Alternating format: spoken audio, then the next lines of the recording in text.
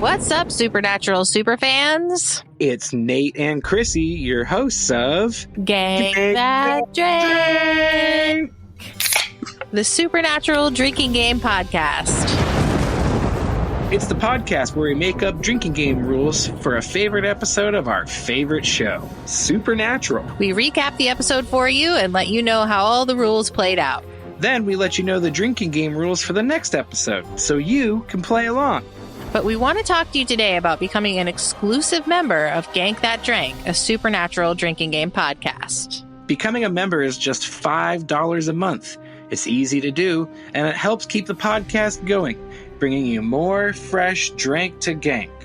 Or gank to drink, whatever. One of those two. Plus, members get every episode early and ad-free, with some extra bonus content at the end of each episode as a member exclusive. We play games, we talk trivia, we chat about what we were watching besides Supernatural. We talk about our lessons learned from each episode, and sometimes give you a geographical zoom in on the towns or areas the episodes take place in. We have fun! Ha ha ha ha. And we gank those drinks, and we want you to be a part of it. So join us and become a member at truestory.fm/gankthatdrink. And when you're out there in the world saving people and hunting things, you know, the family business. Keep the Gank That Drank motto in mind. Be excellent to each other and party on, dudes.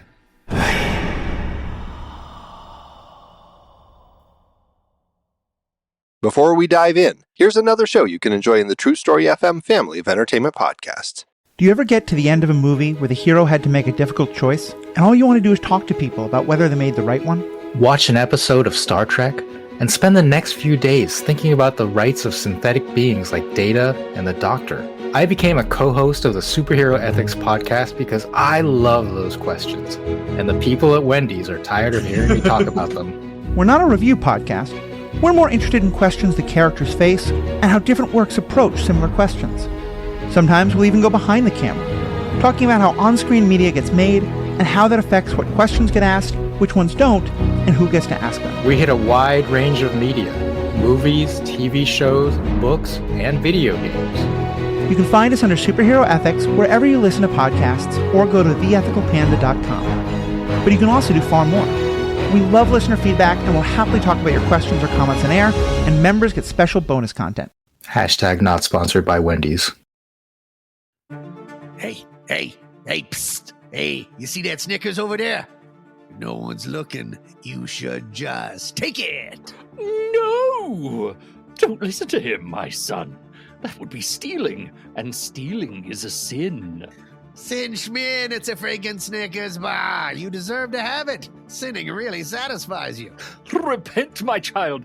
Virtue is the only real snack worth savoring. For that candy bar is merely a gateway to nougat damnation. Has this ever happened to you? Listening to the devil on one shoulder and an angel on the other, and you're not sure what to think? Then we're here to help. I'm Pete Wright.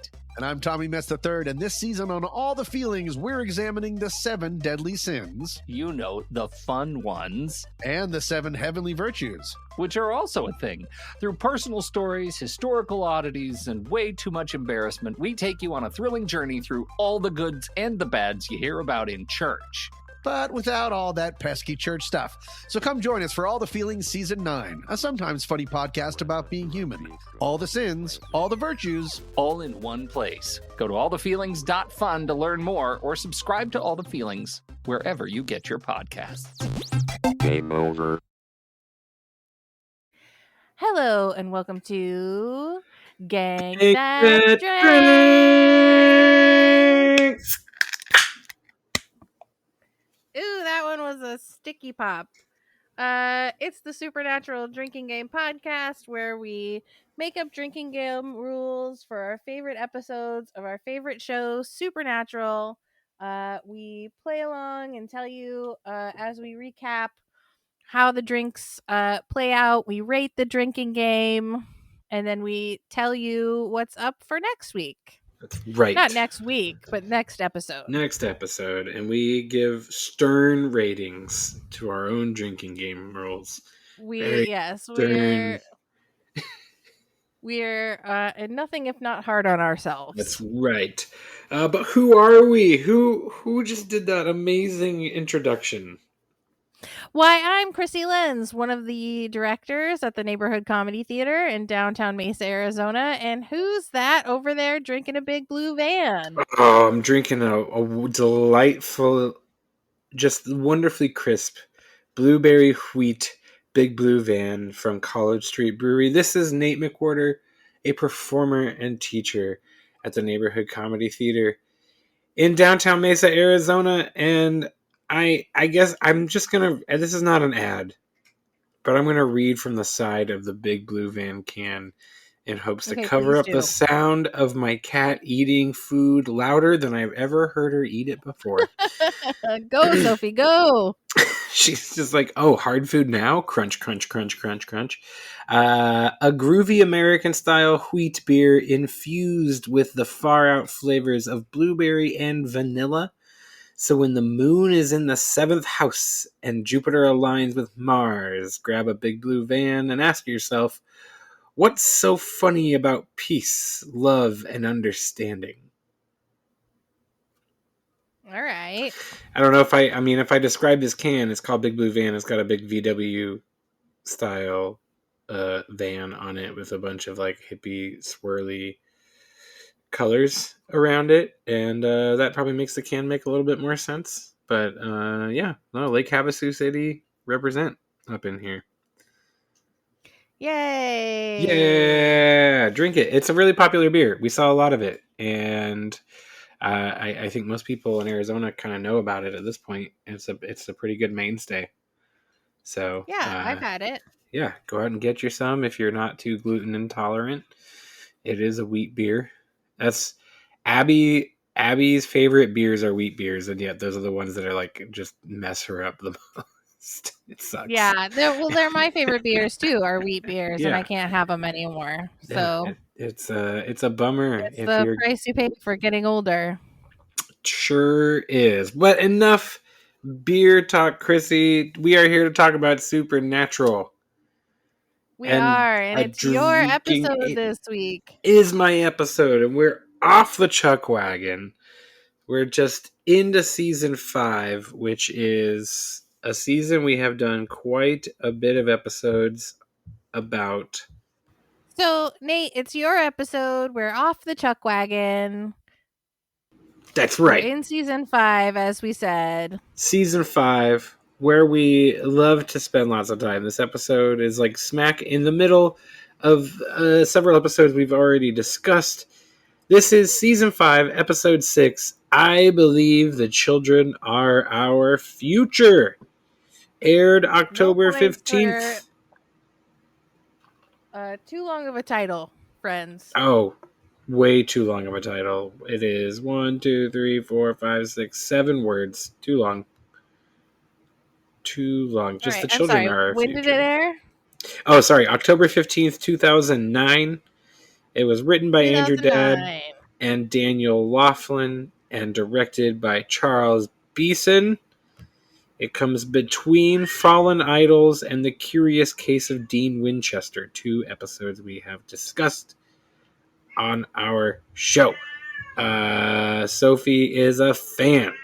Yes. Yeah, Sophie loves season 5. Huge season 5 fan as Sophie, and she will chime in to tell you all about it.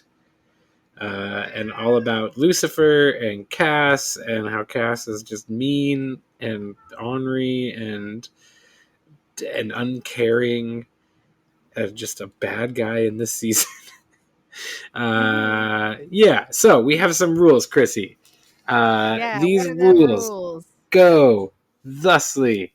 Anytime the boys are scratching, which is really just once, but whatever. Take that drink. Take that drink.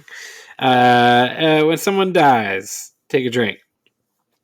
Anytime we see or hear a whoopee cushion, take a drink. Anytime someone says, quote, tooth fairy, take a drink. Okay. Anytime the boys guess wrong, we're taking a drink. Anytime an urban legend is mentioned or seen, take a drink. That's the hero, the real hero of this episode. Yep. Take a drink for anytime we get Paige and Plant. Take a drink someone is force pushed or choked. And then finally, our shot or your double drink is for Cass, for Toy Soldier Cass. And then there's also a Sammy in this episode. So, yay! We're always playing the Sammy always role. playing the Sammy rule. Krissy, are you ready to get into it? I am ready for I believe the children are our future. I believe you are ready for I believe the children are our future. Then the then is just that the boys let Lucifer out, and Sam is guilty, or Sam is feeling guilty, and Dean is guilting Sam about choosing Ruby the demon over me, your brother. And Sam is like, I could, if I would do it over again, whatever, basically, yeah. We just get the boys thinking about their mistakes. It's just, that's what it's about. Dwelling. Always dwelling, our boys. Yes, always dwelling. And basically saying, oh yeah, and Dean's like, I don't know if I could trust you. Sam is like, let's just go kick ass. Let's just go beat up demons and things like we used to. And Sam and Dean is like, all right, sounds good. Now there's a babysitter watching scary movies on TV. Classic. She hears some setup. Oh, love this setup. It's a great trope. Oh, totally. Can't wait to do it in an improv scene soon. I'm just gonna bust it out. Next time I get horror as a genre, I'm gonna totally bust out the babysitter watching a scary movie and investigating some scary noise. And it's just a little twerp in a closet. And she's like, oh, and he's like, I'm dead. And she's like, nope, get up to bed. And he has a Steve Martin arrow through his head. Yes, yeah, Steve Martin arrow, ketchup, the whole night. Kid's real class clown, real horny little shit. Because he's like, "Could I touch your boob?" She's like, "No." Yeah, that's terrible. Get the hell out of here. Yeah, it's 2009, which I will say, boy, what was I was just watching something from 2009, and I was like, really? I think it was Eastbound and Down. I was like, dang, that feels like way too soon ago to be making those jokes. You wish those were 99 or 89 jokes. not 09 jokes. Anyway, so the parents, they return, they come home to the babysitter, and the dad, in a not entirely not creepy way, is like, I'll take her home. Yeah. Moms, no, we know this. You don't let the dads take the babysitter home. The mom takes the babysitter home. Yep. Right? That's just got to be a rule. If you got a female babysitter, the mom takes her home. There's no dads take the babysitters home. That doesn't happen. And you should be hiring a babysitter who's got her own car. That too! Hire someone old enough to drive themselves to and from your place. But also there's curfew laws, whatever. Okay, so he's going to wake her up. She's definitely dead because she apparently scratched her brains out. Yep, she scratched her brains out. It's gross. Yeah. Someone died. Take a drink. Someone died. Take a drink. Supernatural.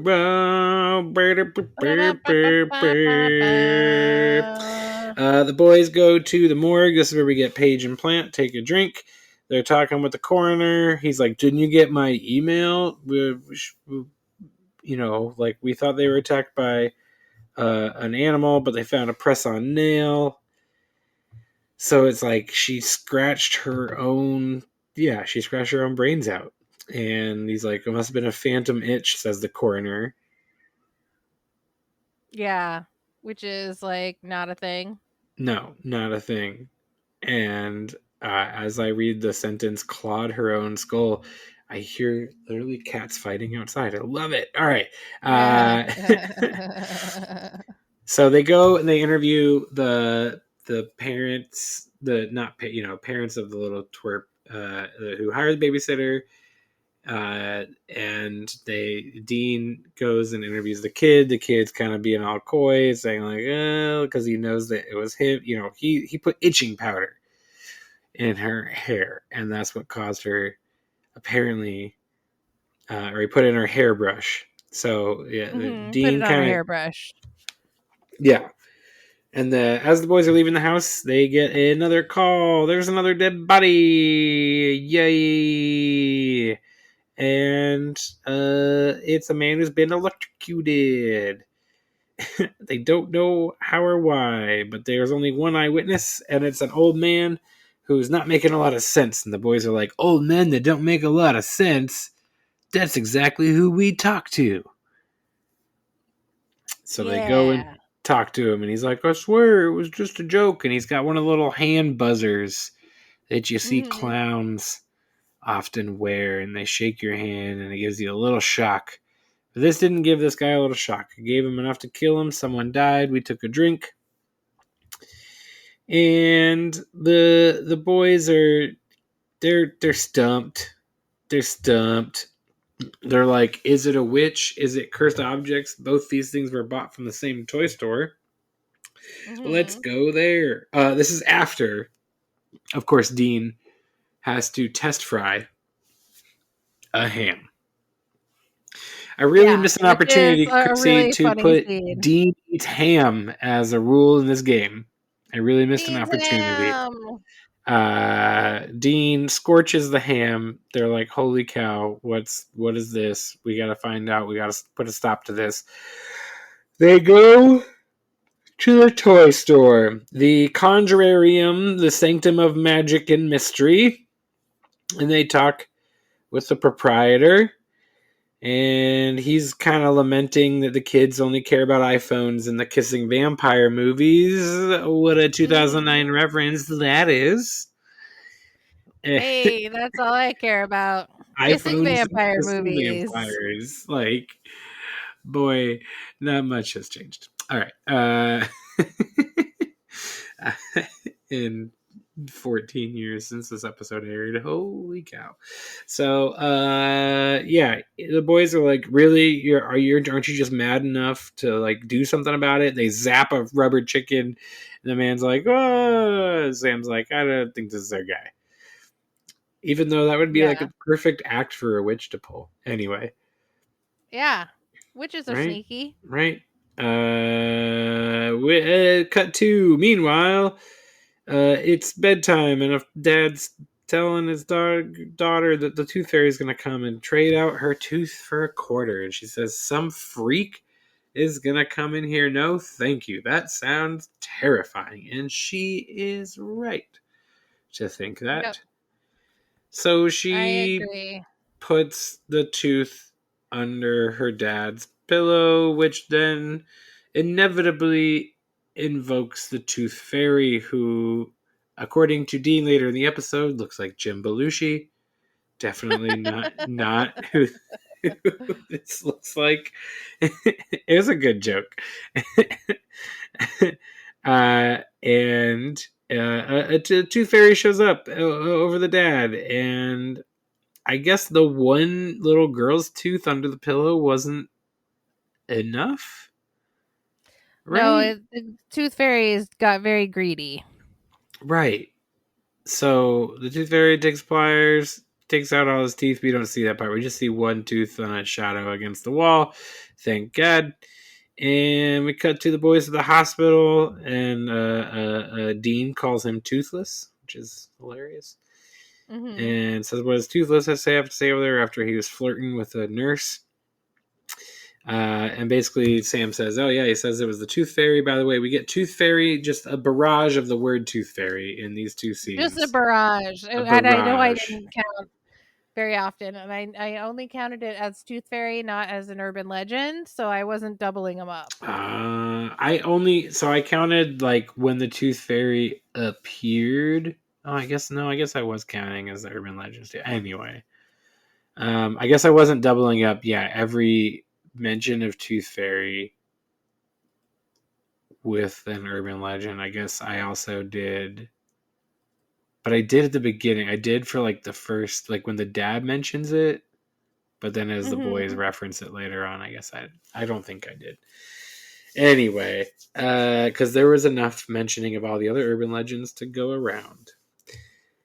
So, Yeah. speaking of, while Sam was interviewing Toothless, Dean went upstairs, and there are kids with ulcers from mixing Pop Rocks and Coke, and a guy who needed plastic surgery because his face, quote, froze that way. What way? Sam says. Dean does a very silly face, says he left it too long. And so the boys are really trying to, like, they're out of ideas. We've guessed several times. It is not a witch. It is not a cursed object. It is not. They're literally like, Sam's just like, I got nothing. I guess nothing at Yep. this point. Yep. They're out. They're done. And we get back to the hotel room. Dean is eating more ham. Dude, we don't have a fridge. But Sam's got a map. Sam has a map of where all the incidents happen, and sure enough, they all just happen to like surround this one farm with a tiny house in the middle of it. They figure whatever it must be like shaping reality lies, because Dean has a line in the hospital. Remember sea monkeys? I used to think they were real. Well, they are. They're brine shrimp. No, I mean, like, the mom makes the roast beef, and the whatever dad plays football with the kid. I don't remember what he said, but like, I used to think they were like that kind of real. So imagine, like, maybe it's a god or a trickster. Both wrong Nope. guesses. Both Take wrong. some more drinks. Only with the sense of humor of a 9-year-old or Dean. Yeah. So Dean. Yeah. Now we're back in the hotel. Dean's eating buzzard ham. Electrocuted He just keeps ham. eating it. He just Right. keeps eating it. It's like This he is can't get enough. and he's got like a sandwich. It's so good. Yeah, time to go get the bread.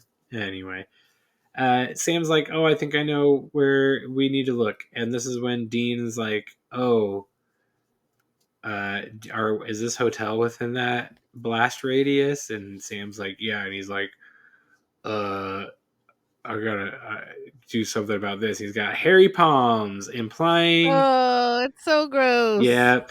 And he's like, "What? The nurse was hot."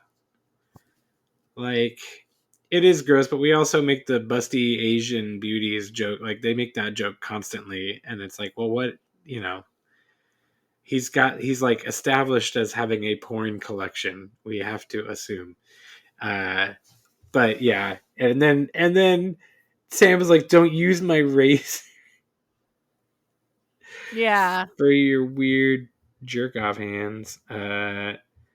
So yeah, weird moments. Like I said, there's just like these like odd, very, again, like, only you would not, I don't think you'd do some of these jokes, these bits today. I did like the bit. I do like the bit. Anyway, I'll get to it because we're coming up. So the boys, they go out to the house.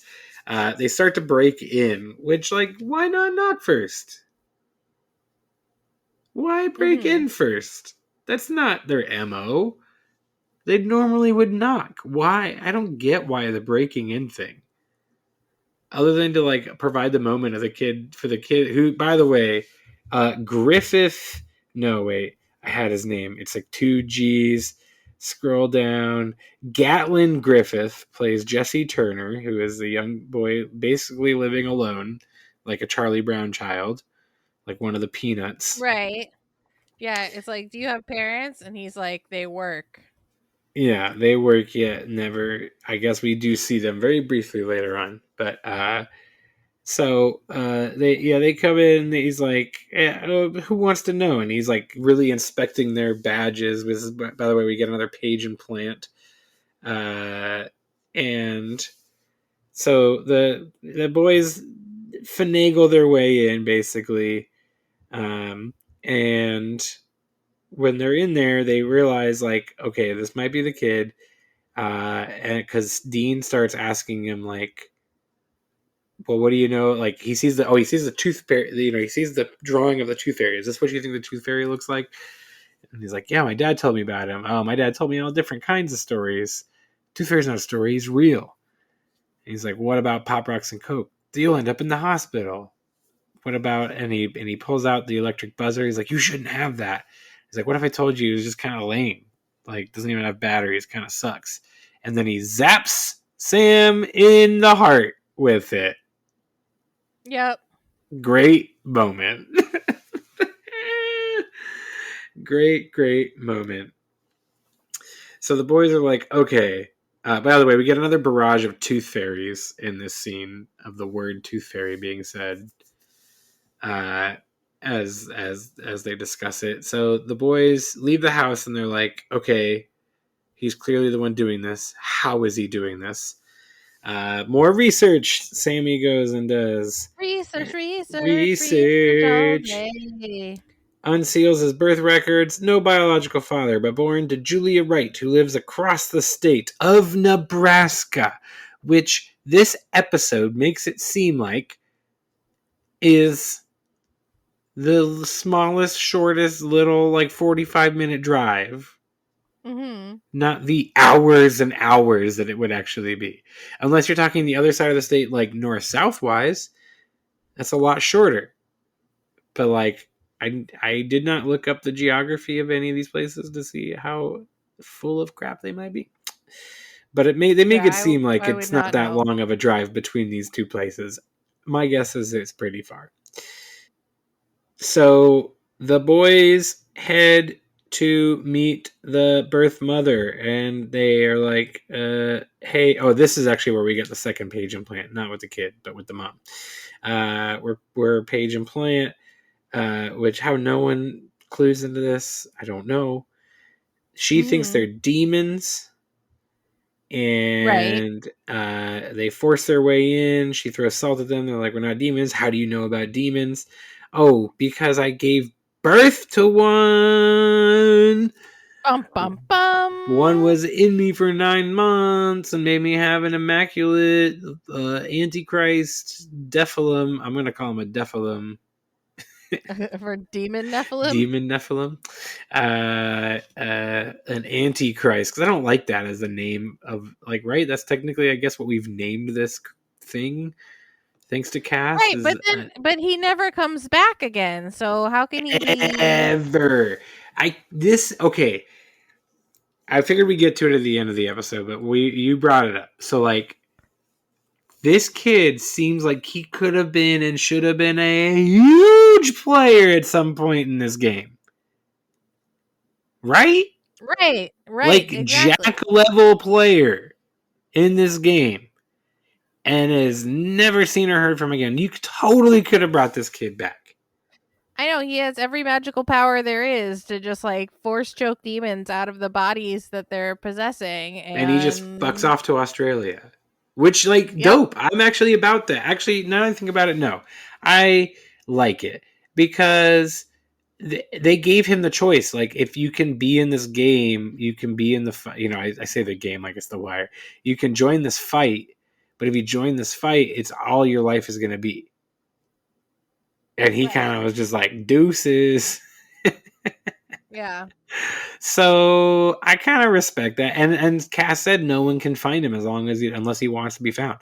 So, like, for all we know, he's just happy as a clam living in the outback somewhere or surfing on a beach manifesting outside Melbourne. His own destiny. Like making it whatever he wants happen. Yeah. So I actually like it. I liked it. Maybe they don't bring him back because they gave the kid an option, and I think they maybe just chose like, yep, nope, he chose not to be a part of this. Yeah, or that kid actor was too expensive because dang, is he good at just staring? Like he's a really good starer. Mm-hmm. He's so good at staring. So the mom. Tells the boys the story of his birth, 9 months with the demon. After I gave birth, I just chugged salt. I just like chugged a bunch of salt down my throat. Got it to leave. I thought about killing it, but I couldn't, so I gave it up for adoption. And somehow the demons have never messed with her again. Up. Yeah. Yeah. Never checked in on that. No. So, the boys, with all this new information, call possibly the worst freaking person they could call.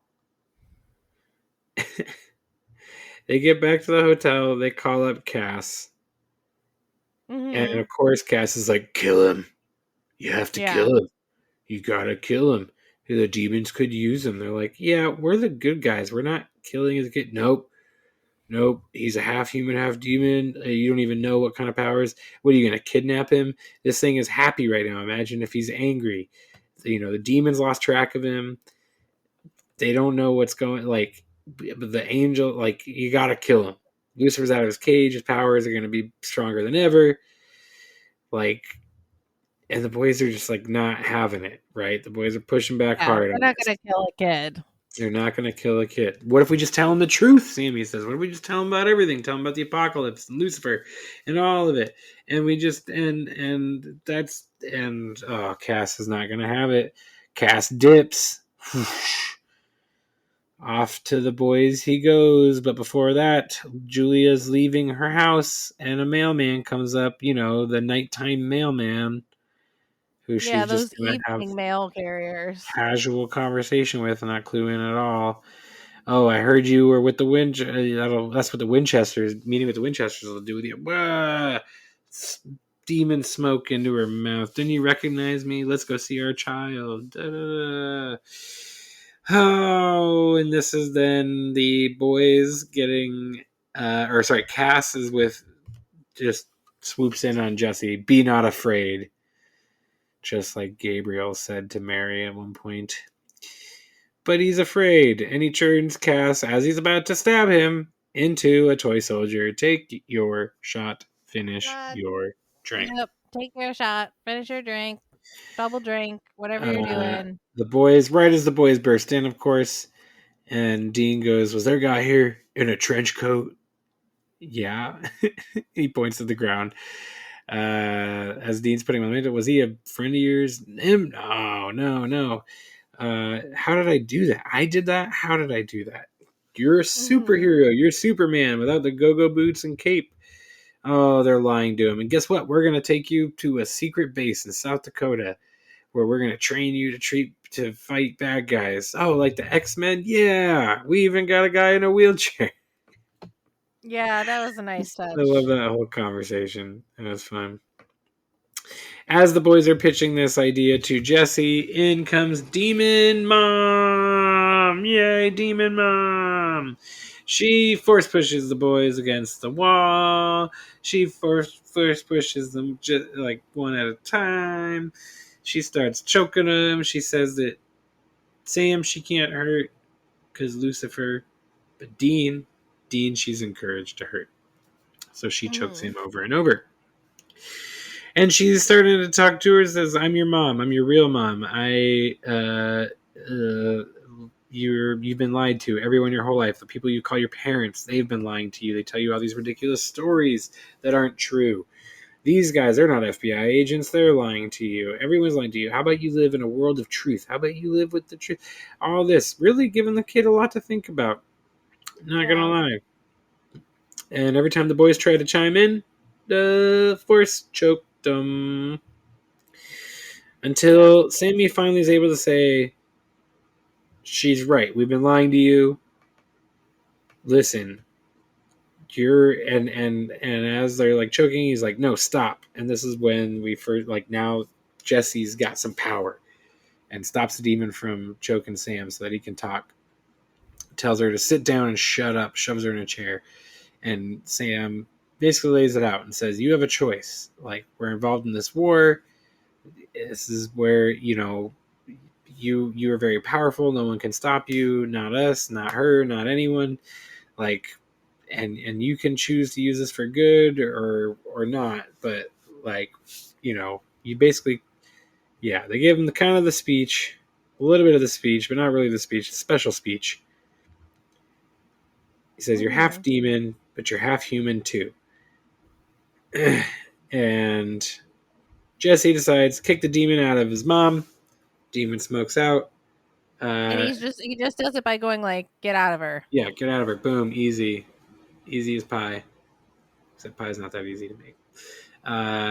And so then the boys have a discussion with him, like, you can't stay here. The demons know where you are. Like, if you could come with us if you want. And he's like, okay, let me go say bye to my parents. He goes up, just checks in on them, I guess. Sees them one last time, goes into his room, sees the Australia stuff. Poof, gone. Boys are downstairs. They go, man, it's taken him a while. They go up. He's gone. Left a note for his parents saying to keep him safe. He had to leave. And Cass comes in. He's like, I put everyone in town back to normal. And now no one can find him. I can't find him. The demons can't find him. I guess he's gone and never to be seen or I heard from guess we'll again ever in never the hear show. from this character again. Ever. No one will ever bring him up as a possible solution to any of our problems. Nope. And as they leave town, Sam and Dean kind of sit there and they go, man, we kind of ruined that kid's life. But it's Dean has this kind of little mini monologue about, people, how they lie to their kids as a way of kind of like keeping them from evil or making them feel safe. He's like, I kind of wish Dad would have lied to us more. And that's basically the episode. I believe the children are our future. I believe the children are our future, which I liked it. Krissy, what'd you think?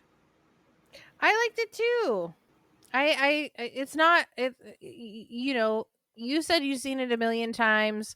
This felt to me like I know I've seen it before on my first watch through, but this to me felt super fresh. I don't remember it. I don't remember Jesse. I don't have any recollection of this episode. I enjoyed it. It was great, but it was a really weird monster of the week because it's like you essentially have this kid who has the power to solve every problem we've got. Right? And off he goes. And he just dips, never to be seen or heard from again. Yeah, it's very odd. It's very but I don't know. I think it's a pretty good monster of the week as far as they go. I don't know. I meant just like the kid gives a good performance. Gatlin Griffith, who he does a lot of, it looks like, stunt work these days. In the old IMDb. Nice. Good job, Gatlin. Apparently. Yeah. And is in some episodes of The Boys, so Kripke uses him again. Yeah. But I don't know. I just kind of like the fun, I guess it's more of the urban legends coming true that sticks with me of this episode. The first half of this episode is kind of what sticks with me the most.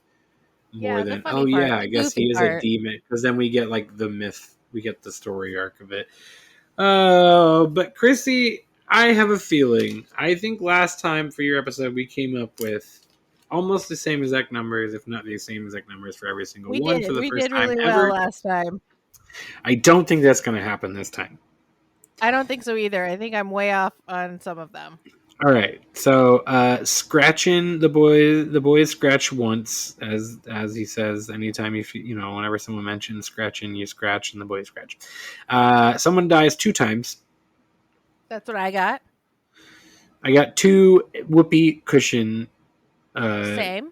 Sights or herds. All right. Tooth Fairy, I counted, was said 9 times. Okay, I got 8. Okay, not too far off. The boys guessed wrong 6 times. Okay, I got 5. Okay. Urban legend mentioned or seen, I counted 15 times. Okay, I only got 9. Okay. I think I was counting a lot of things. I don't know. It was that one. Yeah. Yeah. Page implant happens twice. Mm-hmm. Someone is force pushed or choked. I got 9 times. Really? I got 4. 4. The boys are like one each at the beginning, and then the kid force pushes her, and she like force chokes Dean like twice, and then Sam once. Boy, I was way off. It's a lot. And then toy soldier Cass one time. One time. And then one Sammy, right? And then one Sammy. Yes, the demon calls him Sammy. Okay, great job. I thought that was a fun game. Even though I missed so much of it, obviously, I had a fun looking for all those urban legend mentions. Yes. There's like the demon mentions them like several times in her little thing. Sure, she mentions like each one of them. Yeah. They get brought up a lot. But Krissy, Yeah. what's next? Oh, okay. We're gonna keep it weird. We're gonna stay weird. We're going to season 9, episode 8, Rock and a Hard Place. And I bet you don't know this episode. Rock and a Hard Place.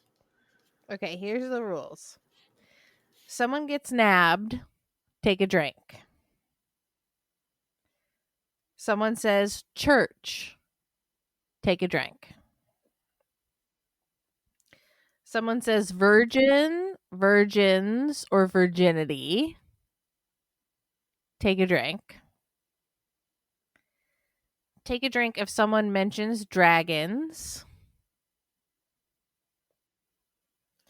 Take a drink if someone does research. Take a drink for Smooch City. If someone goes to Smooch City, take a drink. Take a drink for Blue Flames. Take your first shot, double drink, finish your drink, multiplier for Jody's Sucker Punch. We're playing the Sammy rule. If someone calls Sam Sammy, yell Sammy and take a drink. And take a shot if Zeke appears. Is this okay? Is it the wraiths that like? No. Wait, are the wraiths the ones that like will suspend you in like a dream state while they? So I'm thinking of the right things. Those are the Jins. Jins. Is this a Jin episode? It's not a Jin episode. Okay, Blue Flame had me thinking it was a Jin episode for some reason. I don't know why. We should do the Jin episode. Why haven't we done that one yet? Great episode. Haven't we? We haven't. I guess. Yeah. We haven't. No, we haven't. A great episode. It's terrifying. It truly is a terrifying episode. Mm-hmm. There's a couple of them, but there's like the one that's like the one. The right? main one. Yeah. Yeah. What was the last rule? Sorry. Was a shot for when Zeke appears. Oh yeah, Zeke. Cool. I'm excited to watch it. Yeah, I guess I don't recall what it is. Yeah, it's an obscure one. I think you'll like it. Look forward to it. Awesome. So thank you for being with us. Thank you for staying with us up until the end. We appreciate you. If you're here with us at the bottom of the episode, we want you to become a member. Go to truestory.fm. And you can support our podcast by becoming a member. It's just $5 a month. You get episodes early. You get special bonus content. You get to join the Discord server and get all sorts of exclusive content. And you can message us, so forth and so on. If you want to support the podcast without becoming a member, like, rate, review, subscribe. Give us a thumbs up. Tell a friend. Tell your local Antichrist you'll never see again. Tell someone. Pass the word along. It really is like, man, they weren't like, hey, we should bring that character back. Nope. They brought Sarah from Providence back, but they didn't bring back Jesse, the Right. all powerful Antichrist. And they get the trickster out there like so many times, but Mm-hmm. we couldn't possibly fish this kid up again. Nope. I feel like it's I mean, I get it. I get why, and I'm fine with why, but yeah, no, I think missed opportunity. I think Crowley so with too. this kid. Yeah. Oh, oh. He just wipes himself from everyone's collective memory. Nate, where can people find us in the real world? In the real world, they can find us at 214 West Main Street in Mesa, Arizona. Or an easier thing to remember is nctphoenix.com. That's where you can find details about showtimes and tickets for the neighborhood comedy theater. We do improv comedy on Friday and Saturday nights at 7:30. Come and check it out. It's a different show every time. We got so many different shows going on now. Like I can't even keep them straight. I'm like, oh yeah, wait, that night's that show, and this night's this show. So like, pick a night. It'll be a show. It'll be fun. Pick a night, it'll be a show. Sometimes Pick it's a like night, a it'll certain be a week of the show. month, and that night there's a show, but only that week of the month. So you Yep. never know, but You you'll just know if you go to the website. if you go to nctphoenix.com. Yeah, that was a great plug. That was just the most eloquent plug I've ever heard in my life. And you can find me on the Most Excellent 80s Movies podcast, also a True Story FM product. Like, rate, review, subscribe to that too. And while you're out there saving people and hunting things, you know, the family business, be sure to keep the Gank That Drank motto in mind.